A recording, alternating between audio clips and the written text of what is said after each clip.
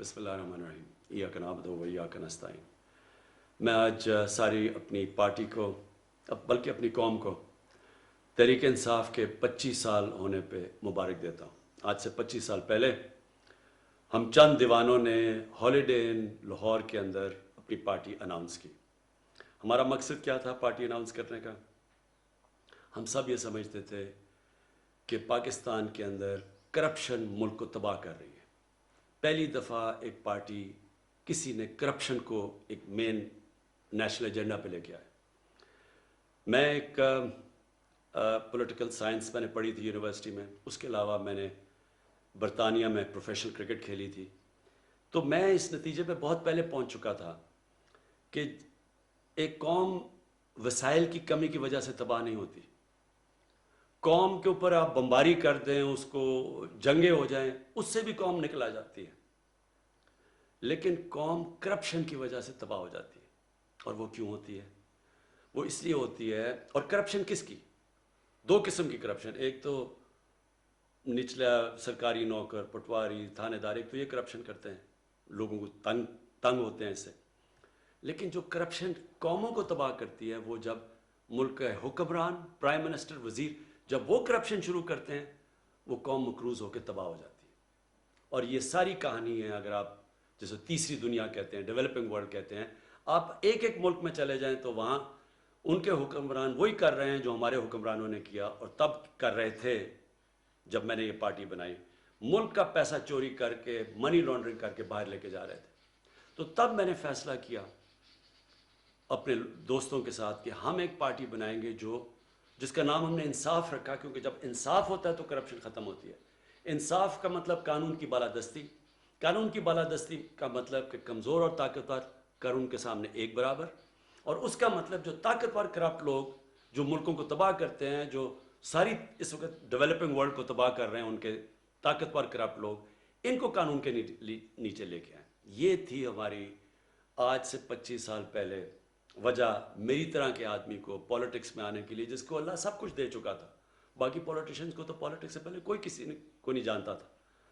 मैं तो सब पाकिस्तान में उस वक्त बड़ा नाम था, कामयाब इंसान था, ज़रूरत नहीं थी पॉलिटिक्स की, अल्लाह ने दिया था सब कुछ मेरी ज़रूरियात के मुताबिक। वो स्ट्रगल चली हमारी 15 साल। 2 इलेक्शन बीच में आए। पहले इलेक्शन में 1 सीट भी नहीं, दूसरे इलेक्शन में 1 सीट। ये 15 साल एक बड़ी मुश्किल स्ट्रगल थी, जिसमें मेरे साथ कई लोग आए, कई चले गए, कई हार मान गए, कई जी हमारा घर में मजाक उड़ता है, हम और देर नहीं रह सकते। और ख़ास तौर पे जब दूसरा इलेक्शन आ रहा है 2002 में, तो चंद लोग रह गए। मैं अपने नौजवानों को बताना चाहता हूँ कि क्यों मैंने कभी हार नहीं मानी। 2 वजह थी। एक ये कि मैंने क्रिकेट की ग्राउंडों में एक चीज़ सीखी थी कि जो हार नहीं मानता और आखिरी गेंद तक लड़ता है, उसको हार भी हरा नहीं सकते। और ये भी मैंने सीखा था कि जब भी दुनिया में मैं कोई काम करूं, क्योंकि मैं तब तक 2 काम कर चुका था, क्रिकेट में कामयाब हो चुका था और फिर शौकत खानम हॉस्पिटल बना चुका था। तो कामयाब इंसान तब होता है जब वो जो काम करने के लिए निकले, जो ख्वाब देखे, फिर किश्तियां जला के उसकी तरफ जाए, फिर कभी वापस ना जाए। यानी या मौत और या वो काम होगा।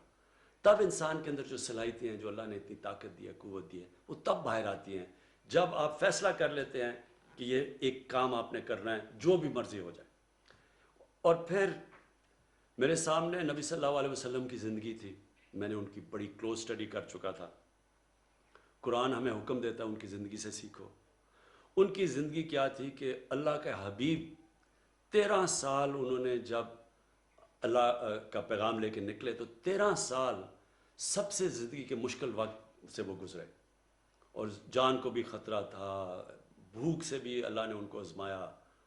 तो मैंने ये सोचा कि हमारे लिए सबक है कि जो स्ट्रगल है उससे कभी घबराना नहीं चाहिए, क्योंकि उसके बाद जो अगले 10 साल थे, उन 10 सालों के अंदर उन्होंने दुनिया की तारीख बदल दी।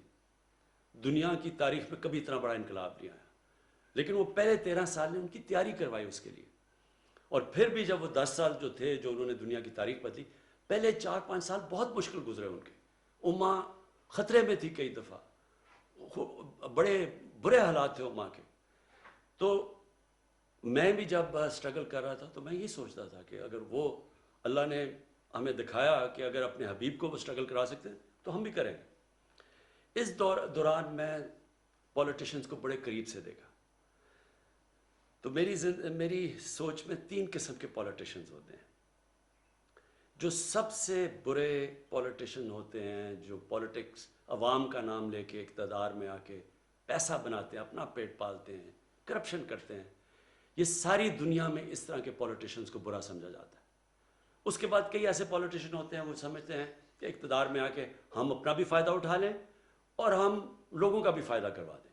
ایسے بھی زیادہ تر ایسے بھی پولیٹیشن ہوتے ہیں. اور پھر وہ جو بہت کم ہوتے ہیں جو پولیٹکس کو عبادت سمجھتے ہیں.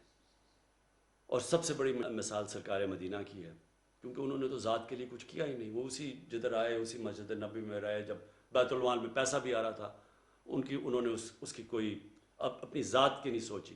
پھر ہمارا یہ 15 سال تک پہلا فیز رہا. میں ہمیشہ سمجھتا تھا کہ میں تب دوسرے فیز میں جاؤں گا، یعنی کہ الیکشن جیتنے کے فیز میں جاؤں گا جب عوام میرے ساتھ آئے گی. اور وہ میاں والی کا ماڈل تھا. میں میاں والی میں جب پولیٹکس 2002 میں آیا تو صرف بچے میرے ساتھ تھے اور تھوڑے سے نوجوان. آہستہ آہستہ نوجوان علاقے کے سارے میرے ساتھ آ گئے، اور نوجوانوں کو دیکھ کے پھر آہستہ آہستہ جو سیاسی شخصیت تھی وہ میرے ساتھ آنی شروع ہوئی. یہی ماڈل ہوا جب کہ 30 اکتوبر 2011 میں ہم نے مینار پاکستان میں پہلی دفعہ لاہور کے لوگ میرے لیے نکلے. اس سے پہلے میں کوشش کرتا تھا، لاہور کے لوگ نہیں نکلتے تھے. 30 اکتوبر کو مینار پاکستان میں لوگ نکلے، اور اس کے بعد سارا جو پولیٹیکل سرکلز تھے، جو الیکٹیبلز تھے، ان ساروں نے دیکھا کہ ووٹ بینک آ گیا تو وہ آنا شروع ہو گئے. پھر پارٹی بننی شروع ہوئی. 2013 کے الیکشن میں ہم پختونخوا میں ہماری گورنمنٹ بنی، لیکن بڑی دھاندلی کی گئی. اس دھاندلی کے بعد میں نے کہا 4 حلقے صرف کھول دو تاکہ اگلا الیکشن ٹھیک ہو. اس کے لیے ہمیں 126 دن کا ہم نے دھرنا کیا. پرامن تھا ڈی چوک پہ ہم نے، اور اس دھرنے کے دوران اور پارٹی بڑی، ہمیں موقع ملا اپنی پیغام لوگوں تک پہنچانے کا. لیکن بدقسمتی سے کوئی ایکشن نہیں لیا گیا کہ الیکشن ریفارمز کا. میں آج آپ کو کہنا چاہتا ہوں اپنی قوم کو کہ انشاءاللہ جو اب ہم الیکشن، جو نئی چیزیں ٹیکنالوجی کا استعمال کر رہے ہیں، الیکٹرانک ووٹنگ مشینز کو اب لے کے آ رہے ہیں جو ہم نے آزما لی ہیں، دنیا میں ٹیسٹڈ ہیں، اس کے ساتھ انشاءاللہ آپ دیکھیں گے کہ پاکستان میں الیکشن کبھی جو بھی الیکشن جیتے گا اس کو سارے کہیں گے جیتا ہے، اور جو ہارے گا وہ مان جائے گا ہار. جب میں کرکٹ شروع کی تو ہم اپنے امپائر ہوتے تھے، ملک اپنے امپائر کھڑے کرتے تھے، اور جو زیادہ تر ٹیمیں ہارتی تھیں وہ کہتی تھی جی ہمیں امپائروں نے ہرا دیا. میں نے کیمپین کی نیوٹرل امپائرز کی، اور آج نیوٹرل امپائرز کی وجہ سے اور ٹیکنالوجی کی وجہ سے جو جیتتا ہے وہ سارے تسلیم کرتے ہیں وہ جیتا ہے، اور جو ہارتا ہے وہ مانتا ہے. انشاءاللہ یہی پاکستان میں ٹیکنالوجی کی وجہ سے اب اگلا یہ سسٹم ہم لے کے آ رہے ہیں. اس کے بعد 2018 میں ہماری پارٹی جیت جاتی ہے. پھر سب سے مشکل فیز شروع ہوتا ہے میری اسٹرگل کا. یہ میری زندگی کا آخری اور سب سے مشکل فیز ہے. جو بھی میں نے زندگی میں سیکھا وہ اگر میں نہ اس اسٹرگل سے گزرا ہوتا میں یہ 2.5 سال نہ گزار سکتا، کیونکہ کبھی بھی کسی کو ایسی حکومت نہیں ملی. ملک بینکرپٹ، سب سے بڑے خسارے اندرونی اور بیرونی، یعنی ریکارڈ خسارے. اور وہ آپ صرف جو سٹیٹسٹکس دیکھ لیں آپ کے سامنے آ جائے گا. کبھی پاکستان کو اتنا مقروض نہیں تھا. 4 گنا 10 سالوں میں پاکستان کے قرضے بڑھے، 4 گنا پچھلی 2 پارٹیز کی وجہ سے. اور اس کی وجہ سے جو قرضے بڑھے، اس کی وجہ سے پھر جو ہمیں قرضوں کی قسطیں سود دینا پڑا. تو اس طرح کی حکومت کبھی کسی کو نہیں ملی. اور پھر ہمارے جو فورن ایکسچینج ریزروز تھے وہ ختم ہو چکے تھے، اور سب سے بڑا جو کرنٹ اکاؤنٹ جو ڈیفیسٹ سب سے بڑا پاکستانی تاریخ کا $20 ارب. تو اس کی وجہ سے بڑی مشکل سے ملک بچا ڈیفالٹ سے. ہمارے پاس پیسے ہی نہیں تھے قرضوں کی قسطیں واپس کرنے کی، اور جو ہماری کمٹمنٹس تھی باہر، اور ڈیفالٹ کر جاتا. تو آج روپیہ جو 150 روپے پہ یا 154 کے قریب ہے، اس نے 200 250 300 کدھر پہنچنا تھا ہم نہیں کہہ سکتے، کیونکہ سارا فلوز بند ہو جانے تھے باہر کے. لہٰذا وہ بڑا مشکل وقت تھا جس میں ہماری سعودی عربیہ، UAE اور چائنا نے ہماری مدد کی. اگر وہ بھی نہ مدد کرتے تب بھی ہم ڈیفالٹ کر جاتے. اللہ کا شکر ہے. اب میں آتا ہوں کہ جو مجھے فخر ہے یہ 2.5 سال کی سٹرگل میں کدھر ہے پاکستان. جو ہمارا بیرونی ملک جو بیرونی خسارہ ہے، کرنٹ اکاؤنٹ جو ڈیفیسٹ تھا، وہ 2.5 سال میں پہلی دفعہ 7-8 مہینے میں سرپلس پہ جا رہا ہے. یہ بہت بڑا میری حکومت کی کامیابی ہے. اس کا مطلب کہ کیونکہ ہمارا اب وہ کرنٹ اکاؤنٹ سرپلس میں ہے، اس کا مطلب ہمارے ریزروز بڑھ رہے ہیں، اس کا مطلب ہمارا روپیہ مضبوط ہوتا جا رہا ہے، لوگوں کو کانفیڈنس آ رہا ہے اکانومی میں. اس کی وجہ سے آج پاکستان کے اندر اللہ کا شکر ہے کہ کانفیڈنس اکانومی کی وجہ سے وہ شو کرتا ہے. ہماری جو سٹاک مارکیٹ اس نے بھی بڑا زبردست پرفارم کیا ہے. اور جو ہمارے شعبے آگے بڑھ رہے ہیں تیزی سے، کنسٹرکشن سیکٹر سب سے تیزی سے آگے بڑھ رہا ہے. پاکستان کی تاریخ میں سب سے زیادہ سیمنٹ کی سیلز ہوئی ہیں. اس کا مطلب ایکٹیویٹی، بزنس ایکٹیویٹی چل پڑی ہے. اور اللہ کرے ہمیں کورونا سے یہ ہم جو تیسرا ویو ہے اس سے ہم ٹھیک طرح ہمارا ملک آپ سب ہمارے ساتھ مل کے اس کے احتیاط کر لیں. تو جس طرح ہم اب جا رہے ہیں، اب پاکستان آگے بڑھ رہا ہے. ہماری لارج سکیل مینوفیکچرنگ آگے بڑھ رہی ہے. ہماری جو گاڑیوں کی سیلز ہیں، ہماری اس وقت جو ہمارے کسان ہیں، ہمارے کسانوں کے پاس سب سے زیادہ خوشحالی آئی ہے ہمارے دور کے اندر. ان کو پہلی دفعہ ہم نے گنے کی قیمت صحیح دلوائی ہے، ریکارڈ ان کو گنے کی قیمت ملی ہے، ان کو گندم کی قیمت سب سے زیادہ ملی ہے. آج دیہات کے اندر پہلی دفعہ ہمارا کسان خوشحال ہے. لیکن آگے ہم نے کیا کرنا ہے؟ آگے اب ہم نے، کیونکہ یہ قرضوں کا بوجھ پڑا ہوا ہے، ملک نے نکلنا کیسے ہے؟ ملک نے نکلنا ہے ویلتھ کریشن سے، دولت کے اندر اضافہ کرنا ہے. وہ کیسے کرنا ہے؟ سب سے پہلے ہم 2 شہر نئے بنا رہے ہیں. ایک لاہور کے اندر، اور ابھی کوشش کر رہے ہیں سندھ گورنمنٹ کے ساتھ ملیں، ایک بنڈل آئلینڈ. اور پھر ایک لاہور کے اندر ہی ایک سینٹرل بزنس ڈسٹرکٹ بنا رہے ہیں. اس سب سے گورنمنٹ پیسہ خرچ کیے بغیر، private sector, public private partnership سے دولت میں اضافہ ہوگا. اربوں اربوں روپے کا اضافہ ہوگا، جس سے کنسٹرکشن انڈسٹری بھی اٹھے گی، جس سے لوگوں کو روزگار ملے گا. اور اس کے علاوہ ہم انڈسٹری کو خاص انسینٹیوز دے رہے ہیں، اسمال اور میڈیم انڈسٹری کو انسینٹیوز دے رہے ہیں تاکہ، اور یہ 50 سال کے بعد وہ انسینٹیوز دے رہے ہیں اپنی انڈسٹری کو، تاکہ ہماری انڈسٹری اٹھے، دولت میں اضافہ ہو.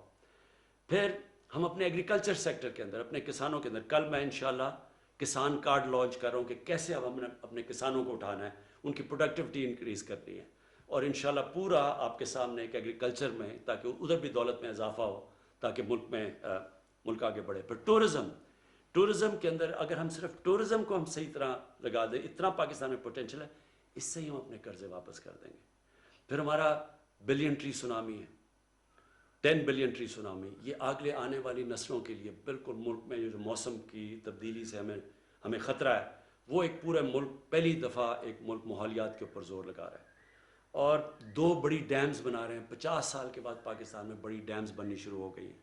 ان سے پانی سٹور ہوگا، اس کا مطلب کہ ہمارے پاس زیادہ پانی ہوگا کسانوں کے لیے. جو اصل آخر میں آپ کہنا چاہتا ہوں، مدینہ کی ریاست کے اندر نبی صلی اللہ علیہ وسلم نے 3 چیزیں کی تھی. ایک انہوں نے اپنے کیریکٹر سے ایک ساری قوم کی اخلاقیات اٹھا دی تھی. دوسرا، انہوں نے قانون کی بالادستی قائم کی تھی. انہوں نے کہا تھا کہ ایک بڑی قومیں تمہارے سے پہلے تباہ ہوئیں، جدھر طاقتور اور کمزور کے لیے، جو میں نے شروع میں بات کی تھی، جدھر طاقتور کے لیے ایک قانون اور کمزور کے لیے وہ قوم تباہ ہو جاتی ہے، یعنی جدھر قانون کی بالادستی نہیں ہوتی. اور انہوں نے کہا میری بیٹی بھی اگر جرم کرے گی اس کو سزا ملے گی. اور پھر تیسری چیز، انہوں نے فلاحی ریاست بنائی تھی کہ سب سے پہلے ایک ریاست نے اپنے کمزور طبقے کی ذمہ داری لی تھی. آج ہم نے فلاحی ریاست کے لیے وہ کام کیا جو کبھی کسی پاکستان کی حکومت نے نہیں کیا. سب سے پہلے جو مجھے فخر ہے، اپنے 2 صوبوں کے اندر ہم ہیلتھ کارڈ لے کے آئے، ہیلتھ انشورنس. ہر غریب آدمی کے پاس، پنجاب میں سال کے اینڈ تک پختونخوا نے ابھی ہر فیملی کے لیے ایک ہیلتھ انشورنس آ گئی ہے. کسی بھی گورنمنٹ ہاسپٹل میں اپنا علاج کروا سکتے ہیں. یہ انشاءاللہ ایک پورا ہیلتھ سسٹم ہے، کیونکہ اب پرائیویٹ سیکٹر آئے گا ہیلتھ میں. چھوٹے چھوٹے شہروں میں ہاسپٹل بنائیں گے وہ، کیونکہ ہیلتھ کارڈ کی وجہ سے کوئی بھی ان ہسپتالوں میں جا سکتا ہے. اور پھر آپس میں مقابلہ ہوگا. اگر کوئی ہاسپٹل صحیح علاج نہیں کر رہا تو وہ ادھر ہیلتھ کارڈ ادھر استعمال کریں گے جدھر اچھا علاج ہو رہا ہے. تو اس سے پورا سسٹم انشاءاللہ بدل جائے گا. ہم نے پناہ گاہ بنائی جس کا مجھے بڑا فخر ہے کہ اور یہ انشاءاللہ ہر جگہ جدھر مزدور جاتے ہیں ادھر ہم بنائیں گے تاکہ وہ رات گزار سکیں, ان کے پیسے بچے, وہ سارے اپنے بیوی بچوں کو پیسے بھیجیں, ان کو مفت کھانا ملے, رہنا ملے. یہ ہم نے شروع کیا ہے. ابھی ایک اور ہم ٹرک سب سارے پاکستان میں جائیں گے ان علاقوں میں جدھر غریب علاقے ہیں تاکہ کوئی بھوک نہ ہو, کسی کو کوئی بھوکا نہ سوئے. جو ہاؤسنگ ہے, پہلی دفعہ پاکستان میں اب ہم کمزور طبقے کے لیے گھر بنا رہے ہیں, اور یہ کبھی پاکستان میں پہلے نہیں ہوا کیونکہ پاکستان میں وہ سسٹم ہی نہیں تھا, مورگیج فائنینسنگ ہی نہیں تھی, بینک قرضے ہی نہیں دیتے تھے. وہ ہم نے قانون چینج کیا بینکوں کے ساتھ بیٹھ کے. انشاءاللہ اب وہ طبقہ جو کبھی پیسے دے کے گھر نہیں لے سکتا تھا اس کی اب مدد کریں. لیکن آخر میں جو سب سے بڑا اس وقت جنگ, battle for the soul of Pakistan, ملک کے مستقبل کی جنگ لڑی جا رہی ہے, وہ قانون کی بالادستی کی ہے. جو بڑے بڑے مافیاز ہیں, جو سیاسی مافیا ہے, جو وہ لوگ جو کارٹلز بیٹھے ہوئے ہیں, جو مل کے پیسے بڑھاتے ہیں, لوگوں کے لیے چیزیں مہنگی کرتے ہیں, یہ سب اکٹھے ہیں. ہر وہ جو کہ کرپٹ سسٹم سے فائدہ اٹھا رہا تھا وہ ہمارے خلاف اس وقت کھڑا ہوا ہے. یہ ہے اب جو جنگ ہم لڑ رہے ہیں. یہ جنگ جس وقت ہم جیتیں گے, اور انشاءاللہ جیتیں گے, یہ آپ سمجھ لیں کہ اللہ نے جو نعمتیں اس ملک کو دی ہیں شاید ہی کسی ملک کو دی ہوں. وہ نعمتیں تب, یہ ملک کی نعمتوں کا تب فائدہ اٹھائے گا جب اس ملک میں انصاف ہوگا. خوشحالی ملک میں تب آتی ہے جس ملک میں انصاف ہوتا ہے. آپ دنیا کے نقشہ دیکھ لیں, جو سب سے خوشحال ملک ہیں ادھر سب سے زیادہ قانون کی بالادستی ہے. جو سب سے غریب ملک ہیں ادھر قانون نہیں ہے, انصاف نہیں ہے. اور جب مدینہ کی ریاست میں سب سے پہلے قانون کی بالادستی آئی تھی, پھر خوشحالی آئی تھی, اور انشاءاللہ وہی پاکستان میں ہوگا. پاکستان زندہ باد.